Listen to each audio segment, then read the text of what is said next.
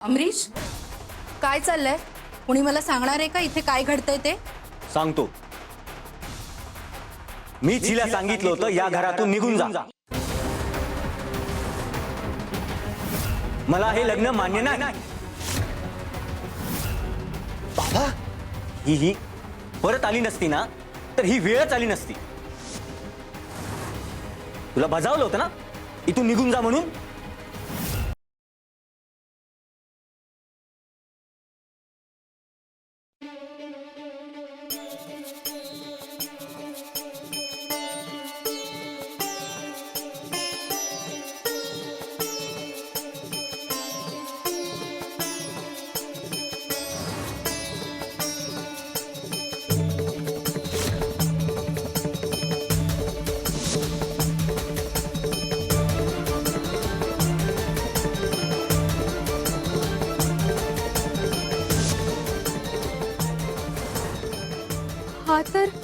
हा तर तोच वटवृक्ष आहे जो मला नेहमी स्वप्नात दिसतो. आधी ते मंदिर, आता हा वटवृक्ष. त्या गोवर्धन काकांचा माझ्या स्वप्नाशी नक्की काय संबंध आहे तेच कळत नाहीये. आणि आता मी निघतीये तर ह्या सगळ्या गोष्टी मला पुन्हा पुन्हा का दिसतायत? नियती जेव्हा उत्तर द्यायला निघते तेव्हा ती आधी प्रश्नांची वादळ निर्माण करते. प्रश्न संपणार नाहीयेत गंगा. तू जेवढी लांब पळशील तेवढे प्रश्न वाढतील. गुंता सुटणार नाही. गुंता सोडवायचा आहे ना.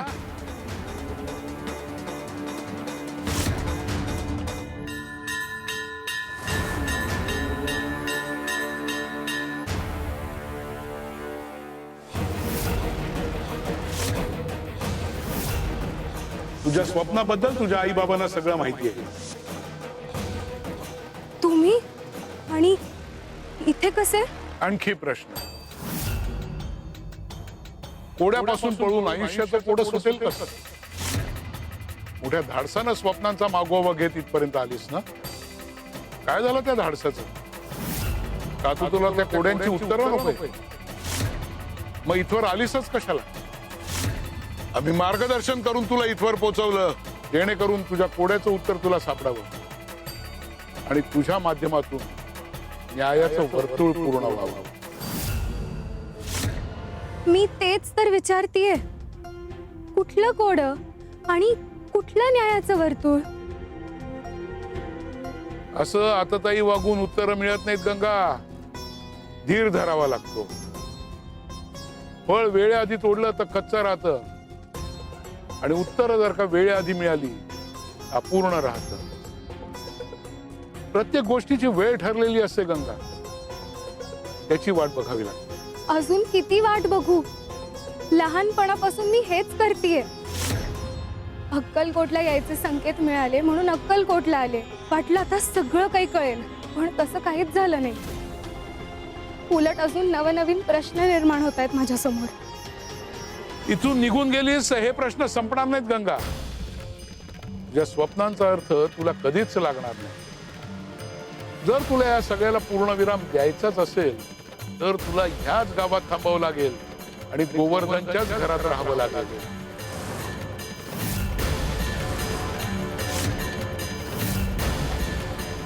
जायचं की थांबायचं हा निर्णय सर्वस्वी तुझा.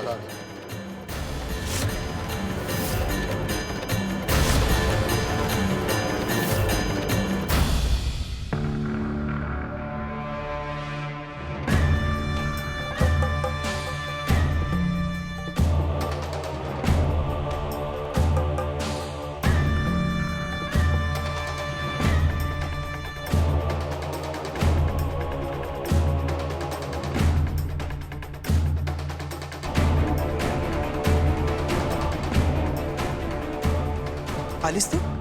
हा, इकडे येताना कोणी बघितलं तर नाही ना? नाही, कोणीच नाही. खरं सांगू, मला नाही करमत तुमच्याशिवाय. दिवसभर तिथे असते पण मन मात्र इथेच अडकलेलं असतं.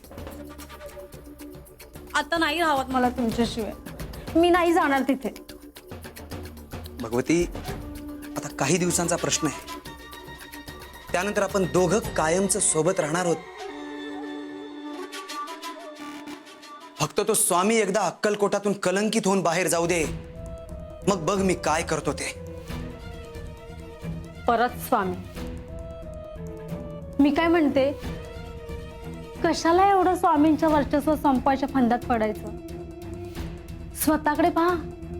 तुम्ही एक सिद्ध पुरुष आहात, विष्णूचा अवतार आहात. आपण एक काम करूया ना, दुसरीकडे जाऊन बस्तान बसवूया. तिथे भक्त गोळा करा, तुमचं प्रस्थ वाढवा. हा इथे संघर्ष कशाला? मला संघर्ष करायची हौस नाही. त्या स्वामींनी माझा वेळोवेळी अपमान केला आहे. मला कमी लेखलंय त्या स्वामींनी. आणि भगवती, या अक्कलकोटासारखी दुसरी भूमी नाही. मी अनेक ठिकाणी फिरून आलोय. इथे लोकांना त्यांच्या अवतीभोवती एक मसिहा लागतो. त्याची सवय झाली आहे त्यांना. एकदा त्या स्वामीचं वर्चस्व संपू दे. स्वामीची जागा घ्यायला मला वेळ लागणार नाही. इथे लोकांना सत्य नकोय, आधार हवाय. आणि तो आधार मी बनेन. बोल, माझं काम करणार ना? नाहीतर भगवती, माझ्याकडे पर्यायांची कमी नाही. हे असं का बोलताय? मी नाही म्हटलंय का? करते ना मी. हो, अजून करतेच आहेस. पण यश मिळताना काही दिसत नाहीये. त्यात माझी काय चूक आहे? आपण जे जे ठरवलं ते सगळं केलं मी. पण स्वामी काहीतरी करतात आणि सगळंच फसतं. तुला एक गोष्ट मात्र चांगली जमली. कोणती? तो स्वामी तुझं ऐकतो. काही गोष्टी तुझ्या मनासारखं करतो. हो, हे मात्र खरंय. स्वामी माझं ऐकतात आणि त्याचाच फायदा आपण घ्यायचा. भगवती, आता वेळ आलीये मोठा डाव खेळण्याची. सांगा, काय करायचंय ते?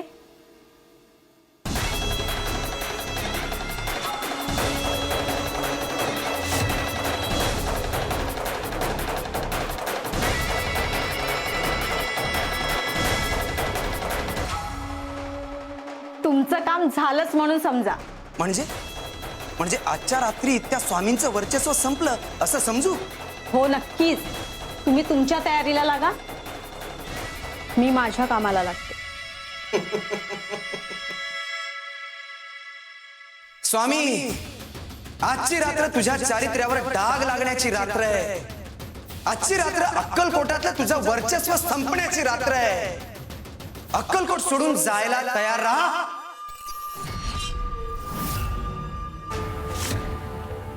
एकीकडे भगवती, दुसरीकडे तो गोवर्धन. इतके वेळा सावध केलं, इशारे दिले, मार्गही दाखवले, पण माणूस अहंकाराने पेटून उठला की त्याला प्रकाश सुद्धा ज्वाळा दिसायला लागतात. आगीशी खेळायचंय ना तुम्हाला? खेळा, खेळा आणि मग होरपळा.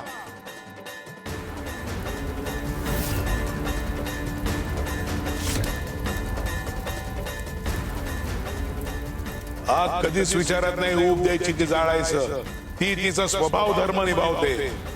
जो तिचा उपयोग करून घेतो तो प्रकाश पाहतो, आणि जो तिच्याशी खेळतो तो जळून राख होतो. शिवशंकर शंभो.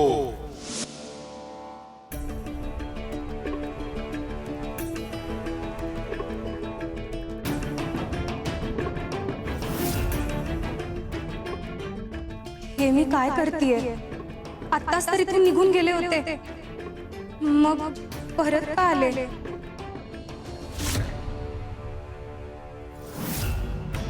बाळा, मला तुझ्यावर अन्याय करायचा नाही. तू इथून जाऊ शकतेस. आजच्या रात्रीच अक्कलकोट सोड आणि तुझ्या गावी निघून जा. आणि पुन्हा काही जरी झालं तरी इथे फिरकायचं नाही. या स्वप्नांचा अर्थ तुला कधीच लागणार नाही. जर तुला या सगळ्याला पूर्णविराम द्यायचाच असेल तर तुला ह्याच गावात थांबावं लागेल आणि गोवर्धनच्याच घरात राहावं लागेल.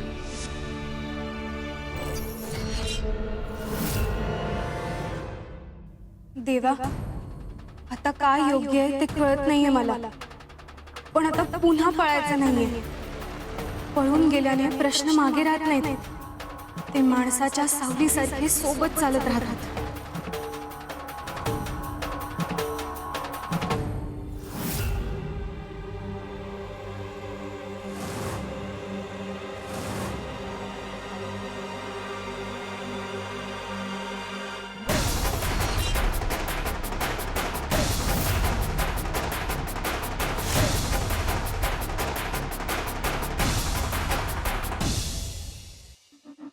तू निघून गेली होतीस ना, मग परत का आलीस? हे काय विचारतोय मी, परत का आलीस? मी इथून नाही जाऊ शकत. काय नाही जाऊ शकत म्हणजे? जावं लागेल ना. तू परत का आली तेच मला कळत नाहीये. मी सांगितलं होतं ना इथून निघून जा म्हणून. नाही, मी नाही जाणार इकडून. चालते हो तू. बाबा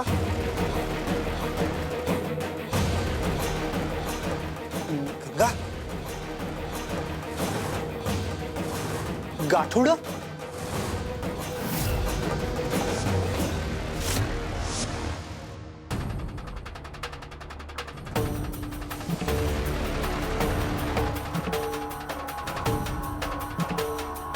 एवढी रात्र झाली अजून जागीच आहेस तू? झोप उडाली की मनात वादळ उठलंय? स्वामी, तुमचीच वाट पाहत होते. ते आत्ताच गावकरी आला होता. कोण? तो कुंदन नाही का, तो सुतारआळीतून पुढे गेल्यावर मनेर माळ्यावर राहतो, तो त्याचं घर आहे तोच. तो घाबरला होता बिचारा. म्हणत होता तो आणि त्याची बायको शेतावरच्या घरावर झोपले होते आणि आणि अचानक साप आला आणि त्याच्या बायकोला चावला म्हणे. तुम्ही स्थानावर नव्हतात ना, म्हणून मला म्हणाला की स्वामींना निरोप द्या म्हणून. आता तो वैद्यांकडे गेलाय मदतीसाठी. स्वामी, मला असं वाटतं की तुम्ही तिथे जावं आणि त्या बाईला वाचवावं. दुःख दार ठोठावत आलं तर दयादार बंद करत नाही ना.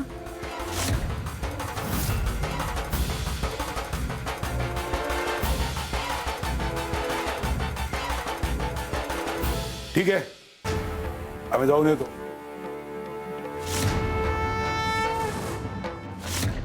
तू काय येतेस आमच्या बरोबर? तुझं काय काम आहे तिथे? तू इथे थांब, झोप, आम्ही जाऊन येतो. स्वामी, त्याचं काय ना, ही बातमी ऐकून माझी झोपच उडाली. हा, तसा संबंध नाही आमचा त्यांच्याशी, पण तेही तुमचे भक्त आणि मीही तुमची भक्त ना. भक्तांचं दुःख पाहिलं तर मन अस्वस्थ होतच ना. मला काळजी वाटते. मीही येते तुमच्या सोबत. माझी काही मदत लागली तर. सेवा आणि हेतू शुद्ध असावेत. मनात अंधार घेऊन प्रकाशाकडे चालणाऱ्याला कधीच मार्ग सापडत नाही.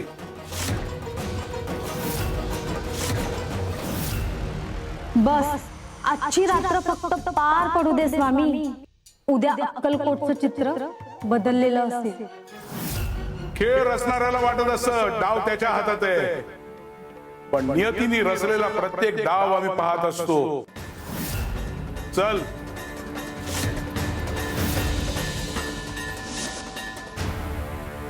बाबा, मी हे काय ऐकलं? तुम्ही यांना घराबाहेर जा असं सांगत होतात आणि परत का आलीस असं का विचारलं यांना? गंगा, तुम्ही खरंच घराबाहेर पडला होतात काय? कोणी काही बोलेल का? इथे काय झालंय मला काहीच कळत नाहीये. काय चाललंय हे? अमरीश, काय चाललंय? कुणी मला सांगणार आहे का इथे काय घडतंय ते? सांगतो. मी तिला सांगितलं होतं या घरातून निघून जा. मला हे लग्न मान्य नाही. बाबा, ही परत आली नसती ना तर ही वेळच आली नसती. तुला बजावलं होतं ना इथून निघून जा म्हणून. बाबा तुम्ही ह्यांना इथून निघून जा असं सांगूच कसं शकता? अहो आमचं लग्न झालंय, माझी बायको आहे ती, तुमची सून आहे ती. कसली सून आणि कसलं लग्न? मी हे लग्न मानत नाही. अपघाताने झालेल्या गोष्टींना लग्न म्हणत नाही. मुळात लग्न झाडाशी लागलं होतं, ही झाडामागे बसली म्हणून हिच्याशी लग्न झालं असं होत नाही. गंगा तुम्ही खरंच घराबाहेर पडला होतात काय? काय विचार करून गेला होतात आणि मग परत का आलात? मी सगळं नाही सांगू शकत, पण मला परत यावंसं वाटलं. मी अक्कलकोटला माझ्या प्रश्नांची उत्तरं शोधायला आले आणि मला वाटतं माझ्या प्रश्नांची उत्तरं मला या घरात राहूनच मिळतील.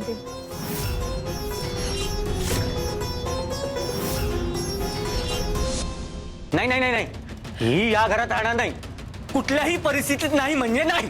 बाबा शांत व्हा, आता त्याही इथे राहायला तयार आहेत. हो, नियतीने पाठवलेली मुलगी आहे ती. देवाच्या मनात काहीतरी असेलच ना. माझ्या लेकी हिला काय वाटतं याला काही किंमत नाही. मी हिला या घरातून बाहेर काढणार. मी आता मी तुला स्वतः तुझ्या गावी सोडून येणार. बाबा तिला सोडा.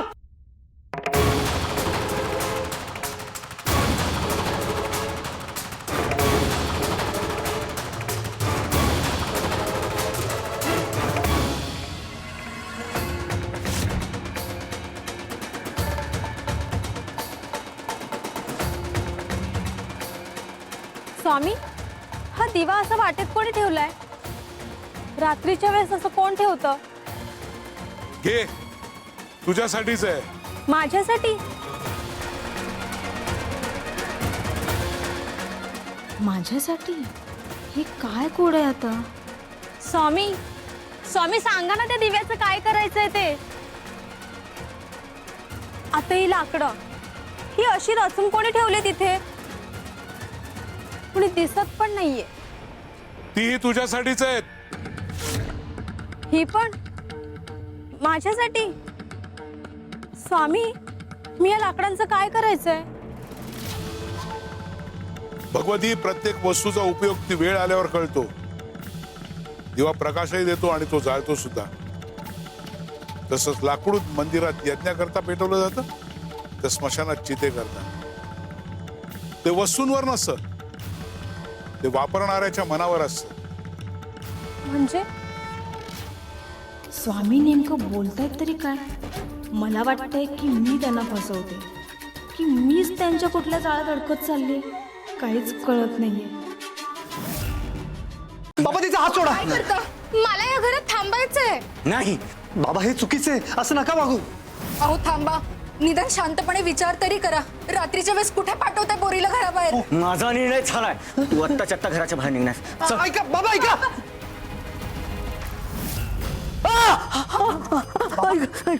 माझे पाय जळतंय. बाबा काय झालं तुम्हाला? आग आग. अहो कुठे लागली आग? अरे हे काय, माझ्या पायाभोवती.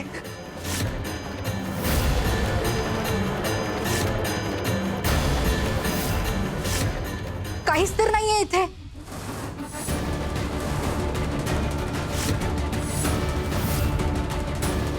हे काय घडतंय माझ्यासोबत? आधी हात, आता आग. नाही नाही, हे योगायोग नाही. प्रत्येक वर्तुळ पूर्ण होतच. तुझ्या कर्माचं वर्तुळ पूर्ण होत आलंय. यांना पाहिलं की मला असं का वाटतं की आगीचा आणि ह्यांचा काहीतरी संबंध आहे.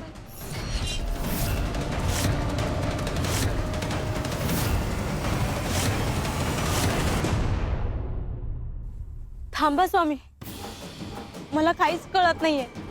म्हणजे तो दिवा, ही लाकडं तुम्ही सारखं म्हणताय, तुझ्यासाठी आहेत, तुझ्यासाठी आहेत. पण काय करायचंय त्यांचं? सांगा ना स्वामी.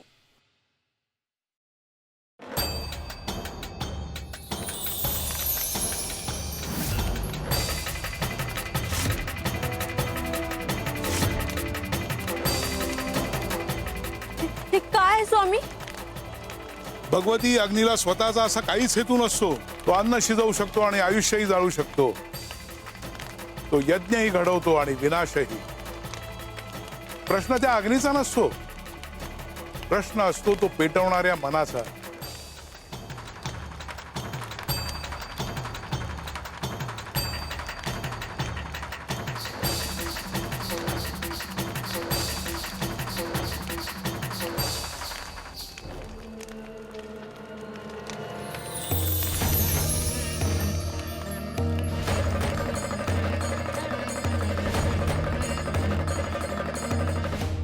हे कसं शक्य आहे? मार्तंड म्हणतात तसं जादूटोना करून मला घाबरवत असतील का? की खरंच लीला आहे ही यांची? भगवती, जेव्हा वेळ येते तेव्हा वाद स्वतःच पेटत नाही, कोणीतरी तिला प्रज्वलित करतं. आणि जेव्हा नियती ठरवते तेव्हा माणूसही त्याच्या कर्माने ओळखला जातो.